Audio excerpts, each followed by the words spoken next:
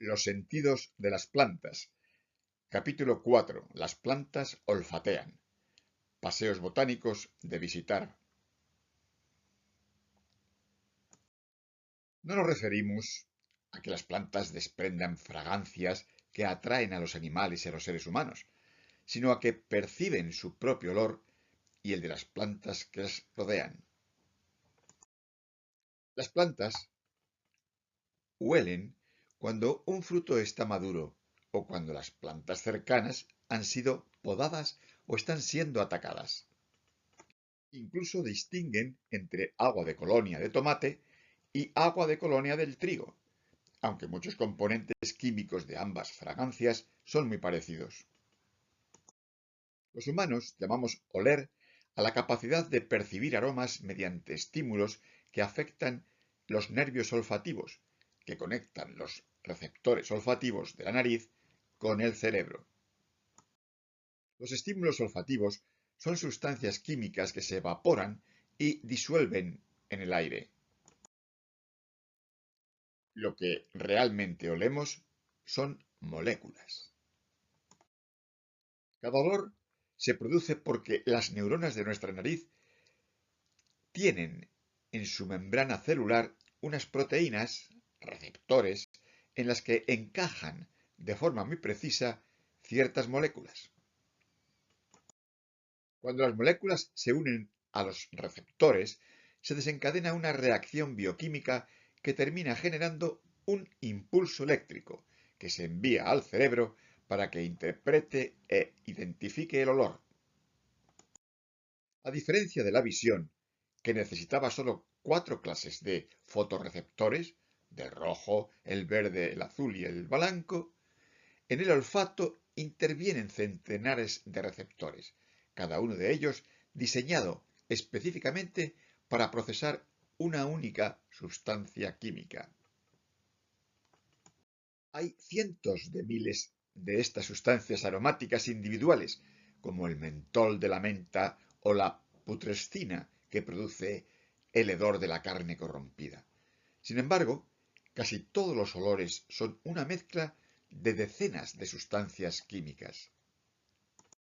Pues bien, las plantas detectan fragancias que las ayudan a remediar situaciones cambiando su comportamiento. Pongamos unos ejemplos muy evidentes que muchos de vosotros seguro que ya conocéis. Un aguacate duro madura si se le mete en una bolsa de papel junto a un plátano maduro. Los egipcios rajaban unos cuantos higos que mezclaban con otros para que madurasen. Y en China maduraban las peras con un incienso ritual. ¿Esto es magia de chamán? Bueno, ya sabemos que durante mucho tiempo la ciencia fue una magia sin explicación. Y ahora parece que sigue siendo eso para muchos.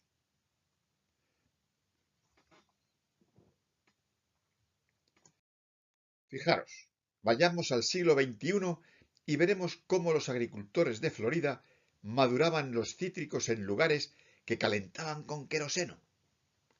Ah, claro, diréis, eso era porque el calor madura la fruta y a falta de sol, bueno, es el queroseno, ¿no? Pues no, estáis equivocados. Lo que los científicos descubrieron en 1924 fue que el humo de queroseno contiene cantidades ínfimas de una molécula llamada etileno y que cualquier fruta madura si la tratamos con etileno. Está claro, por tanto, que según lo que dijimos que era oler, las plantas huelen el etileno y reaccionan ante él ablandándose. Se descubrió también que las manzanas y todas las frutas, cuando maduran, ellas mismas desprenden etileno, por lo que se considera que el etileno es la hormona vegetal universal responsable de la maduración de la fruta. Eso explica por qué los higos rajados por los egipcios desprendían etileno que provocaba la maduración de los otros higos todavía verdes, o por qué, Un plátano maduro que desprende etileno hace madurar al aguacate que está junto a él en la bolsa. Cuando una planta madura, se debe a un vulgar hecho químico científicamente demostrable y no a una maravilla antinatural. Cuando en una planta van madurando algunos de sus frutos, se va produciendo etileno que hace que maduren los otros y que toda la fruta produzca una cantidad de etileno que también influirá en el proceso de envejecimiento de las hojas. Y por supuesto, en los frutos que se encuentren en plantas cercanas, que podríamos decir que huelen, olfatean los aromas del etileno. La cuscuta pentagona no tiene hojas ni clorofila y por tanto no puede absorber la energía solar para producir azúcares y oxígeno mediante la fotosíntesis, así que no puede producir su propio alimento mediante la luz y debe obtenerlo de las plantas vecinas, o sea, es una planta parásita. Pero no le vale cualquier planta para parasitar, sino que la cuscuta tiene preferencias de comida y muy marcadas. Elige sobre todo el tomate, que le chifla. Así que reptando por debajo del suelo, ataca la tomatera, se enrosca en su tallo, le hace microabsorciones como un vampiro y le absorbe la savia azucarada que circula por sus vasos de Liber. La cuscuta no dirige sus enredaderas a macetas vacías o a plantas artificiales donde agarrarse, sino que se dirige a la tomatera, esté al sol, a la sombra, en el interior o en el exterior. Así que la investigadora Consuelo de Moraes concluye que la cuscuta huele el tomate. Y para demostrarlo, fabricó perfume de tomate y engañó a la planta para que se dirigiese hacia algodones empapados con esta eau de tomate, rica en aromas de betamirceno. Un argumento más a favor de este sentido olfativo de las plantas es el fenómeno de los árboles parlantes, y que en la década de los 80 llenó las portadas de muchas revistas de divulgación científica, y que consiste en que los árboles se advierten entre sí de los ataques inminentes de insectos devoradores de hojas. Los científicos descubrieron que las orugas comían muchas menos hojas de los sauces que estaban cerca de otros que ya habían sido atacados por ellas, y era porque las hojas de estos árboles resistentes contenían sustancias químicas, fenólicas y tánicas, incomestibles para los insectos. Efectivamente, los sauces plagados ya de orugas enviaban mensajes con químicos de socorro a través de palabras co o compuestos orgánicos volátiles de origen biogenético o feromonas aerotransportadas a los árboles sanos que éstos olían y hacían cambios, produciendo también en gran cantidad compuestos fenólicos y táricos, el mismo veneno que producían los verdaderamente atacados para defenderse. Esta llamada comunicación química entre vegetales se ha demostrado repetidamente en un número creciente de plantas, incluidas la cebada, la artemisa o el aliso. Mediante diversos experimentos realizados con judías de Lima, Phaseolus lunatus, silvestres, se descubrió que cuando las plantas son atacadas por escarabajos, la planta hace tres cosas. A. Las hojas mordisqueadas emiten una mezcla de sustancias químicas volátiles en el aire y al mismo tiempo B. Las flores, aunque no son mordidas, producen un néctar que atrae a los artrópodos que se alimentan de escarabajos. Además, C. Las hojas sanas de las judías de Lima que reciben aire que ha pasado por las atacadas producen las mismas sustancias volátiles venenosas que las mordisqueadas, lo que les da una ventaja defensiva frente a los atacantes. Es como si las hojas enfermas liberasen aromas para advertir a sus hojas hermanas que se protejan de un ataque inminente. Las plantas vecinas que estén hasta más o menos a 1 metro de distancia también se aprovechan de esta, digamos, conversación y se defienden produciendo el mismo veneno. Las investigaciones han demostrado que las hojas atacadas por bacterias desprenden un gas llamado salicilato de metilo, que tiene una estructura muy parecida al ácido salicílico y es antibacteriano, analgésico y antipirético para los humanos.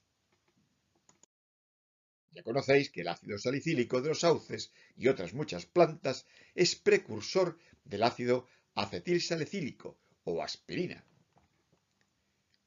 lo que explica su poder antibactericida. Grosso modo, el ácido salicílico desempeña funciones similares en las plantas y en las personas. Las plantas lo utilizan para detener una infección.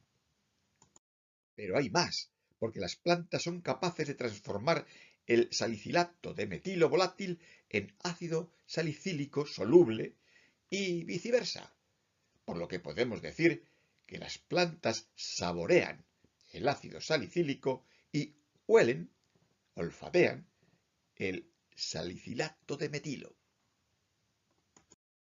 Por su parte, las hojas devoradas por insectos emiten un gas distinto, llamado jasmonato de metilo, y un derivado, el ácido jasmónico, como respuesta a diferentes tipos de estrés, particularmente a herbívoros y heridas, el cual, este jasmonato de metilo, es liberado y transportado por contacto físico o a través del aire a otras plantas. El jasmonato de metilo y el ácido jasmónico transmiten un mensaje claro. ¡Tengo problemas! Las plantas no heridas absorben el jasmonato a través de los estomas por difusión o a través del citoplasma de las células de las hojas.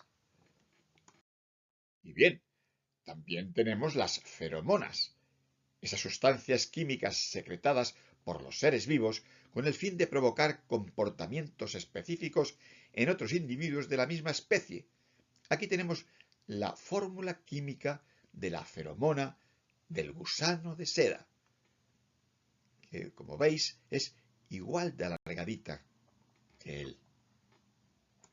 De todo lo dicho, se deduce que las plantas no solo producen aromas que detectamos los humanos o animales como insectos, mamíferos o herbívoros, sino que también huelen a otras plantas y que, como pasa en las personas, las feromonas producidas desencadenan una respuesta social de otros individuos de atracción o rechazo, o de pena. La revista Ciencia publicó un estudio en el que se demostraba que los hombres que olían lágrimas inodoras relacionadas con emociones negativas vertidas por mujeres registraban niveles inferiores de testosterona y excitación sexual. Debemos concluir de todo lo dicho que las plantas detectan sustancias químicas volátiles en el aire y, pese a carecer de nervios, transforman dicha señal en una reacción fisiológica, y esto sin duda podría considerarse olfato. Muchas gracias por vuestra atención y mi consejo en las próximas visitas de visitar, atended a esta extraordinaria acción de las plantas cuando olfatean.